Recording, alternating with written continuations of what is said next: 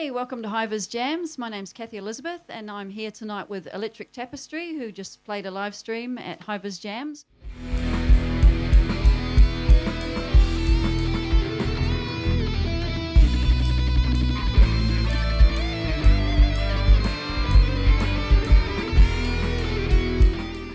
Together really well. You play together really well. I thought that was cool. You could easily, someone could be too dominant and it was never that at all. It's always like you're all respectful of each other's space. You've got your own space in the zone. It was great band to watch and listen to. Cheers, man. Thank you. With the three guitars, you're all sort of juggling for position and just figuring out when it comes right. It sounded like a rich tapestry. It does. That's where the name stuck. Yeah, and what it does too, I even notice sometimes there'd be like a simple little riff, like you might play a simple little motif over a couple of times, but in the blend of everything, it's almost sometimes sound like, shit, is that a keyboard or something? Like, because we're almost just like doing a chord. Like, we're just like being like a big guitar sometimes. And bing, like, I'll just do like almost a reggae rhythm. Yeah. So you're waiting for something and then reacting. And like, sometimes that's how all three of us play. We almost just like hear the bed that we're on and just be like, oh, I only need to do two notes. It's like finishing each other's sentences, but with music. Yeah. And you're all just playing in each other's spaces, I suppose, as well, aren't you? Just he's not playing. Yeah, that's right. Yeah. You know what? Find a home. Yeah. Find a home in the frequency. It's good, and it works really well. Three guitars, it's good. What feedback are you getting? Just build it up, man. Build up the feedback. And what note is that? E.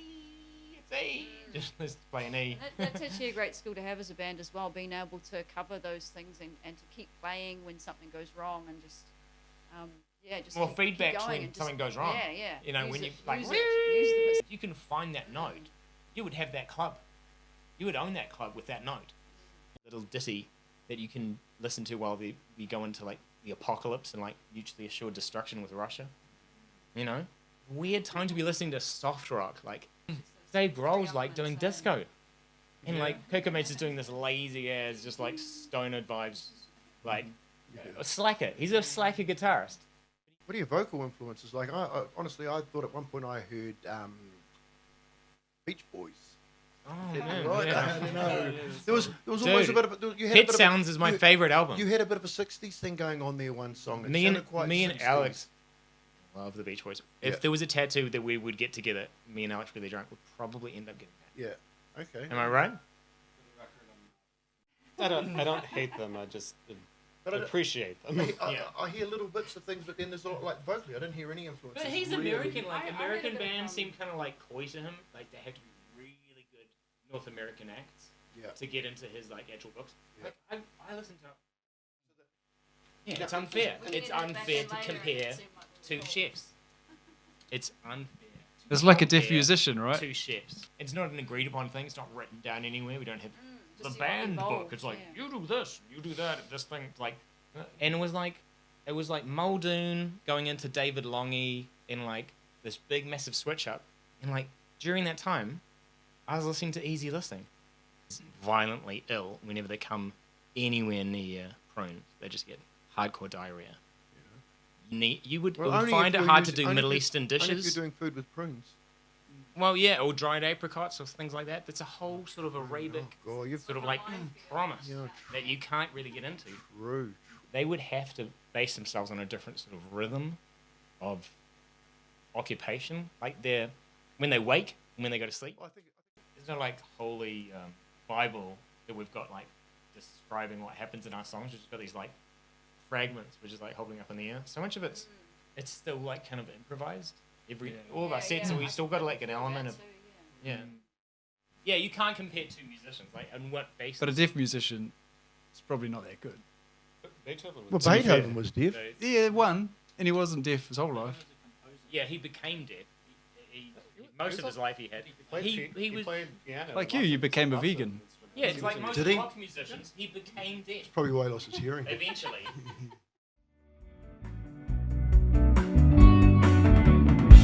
I see you now, watching as I drift away.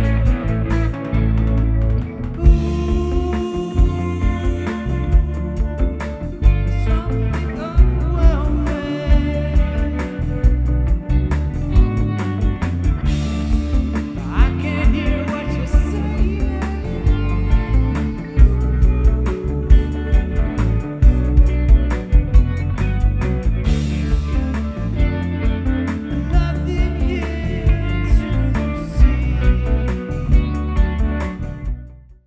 Paul and you know, like we played together with him for a little bit, but even before that, Alex was in a band with Paul. Yeah.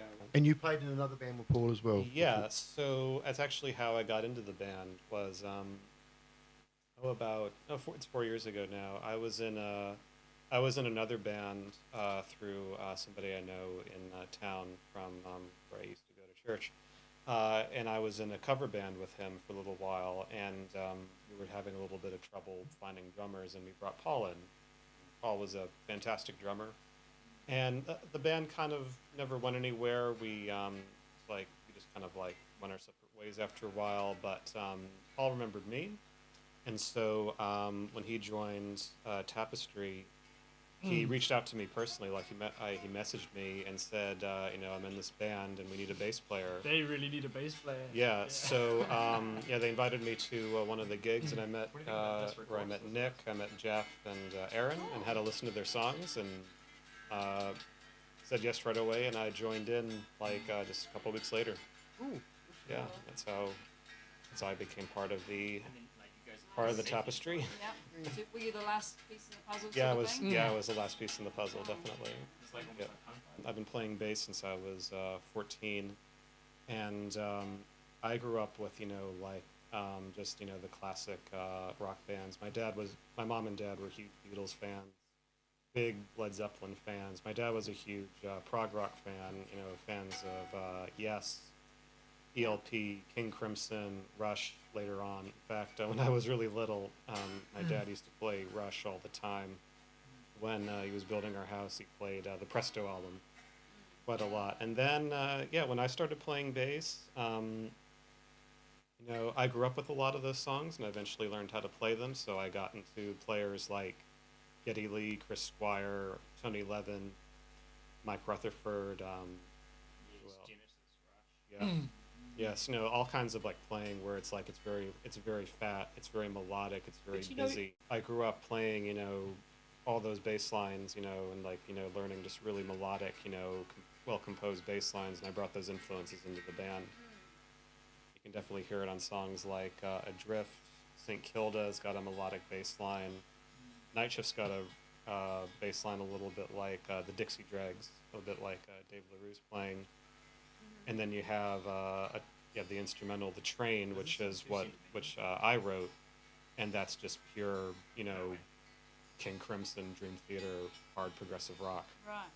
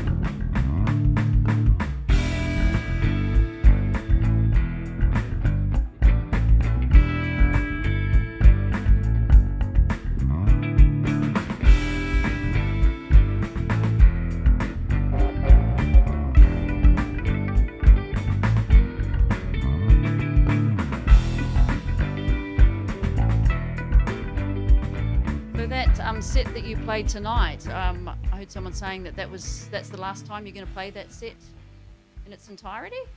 Yeah, because we've got too many new songs. So we're just going to Wow. And so is it a set of songs that kind of fit together as a set, as in, you couldn't just play one song out of the set? Maybe another time? Yeah, we'll 'Cause play they're a pretty couple there. Yeah, we'll definitely play some of them. Oh, that's good. Yeah. But that order and that many, that's over. True. Yeah, I know the feeling, because with my band, the songs that we've been working on for the last 3 years, it's been the same 9 or 10 songs, and because I've changed bands so many times, I've been stuck on those songs for ages. But now we've got some new material, and it's just, feels really awesome. The thing that's hard exciting. to do is that you're really good at the old songs that you do. You learn how to add all these little flicks and expressions to it. The more you get really good at doing old songs again, you want to move on and do new songs. You write new songs. But everyone loves and you the want, old songs. Yeah, but like you get really good at them. You get like you polish them up. True.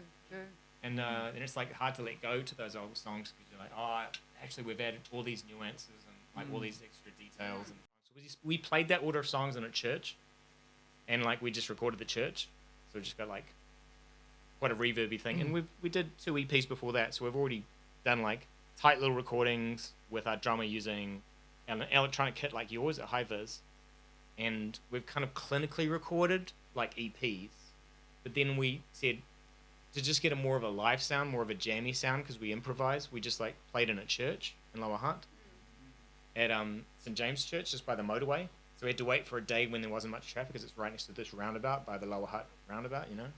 So is that available online anywhere or? Not yet. We've got EPs we've already made. Oh, you should answer that question. I feel like I'm like Yeah, so we've got 2 EPs, which 8 songs of the set we played today. I guess varying quality of mix. We're all learning. So, but yeah, we wanted to try and put together the church stuff as well. So make a bit of a release live that album. as like a live take sort of maybe. recording or? Like I'm not so sure about it. Nick's very keen on the idea, but it's Well, quite hard. We've got to kind of add stuff back in as well because we Right. didn't do any vocals or okay. solos. So to True. try and get that mix to Alex? sound Alex? cohesive. Tell me which way to go on.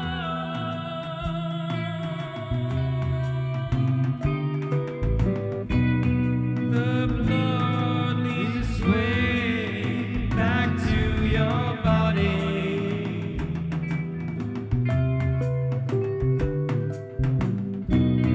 The path is unclear, signs are now frosty.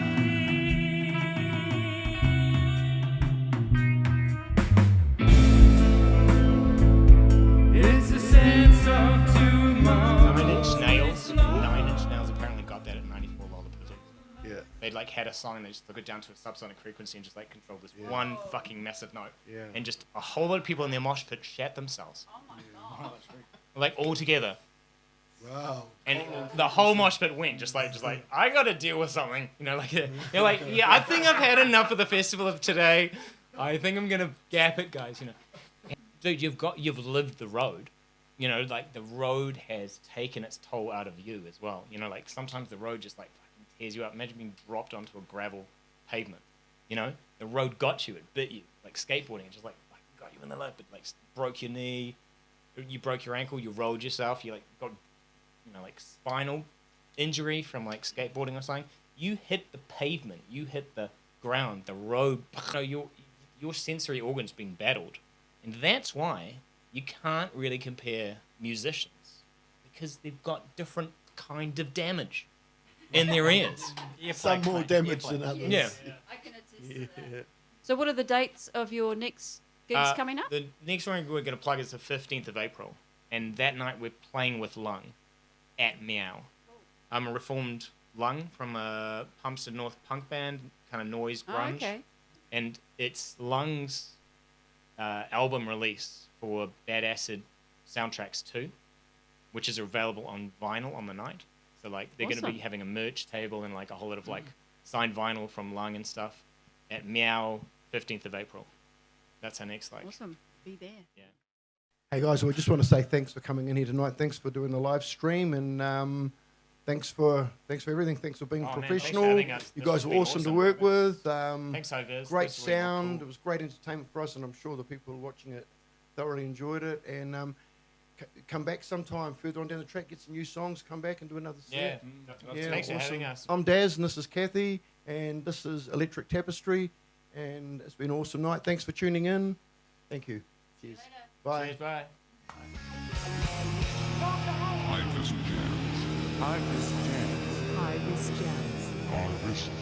You're going to have to edit that a lot.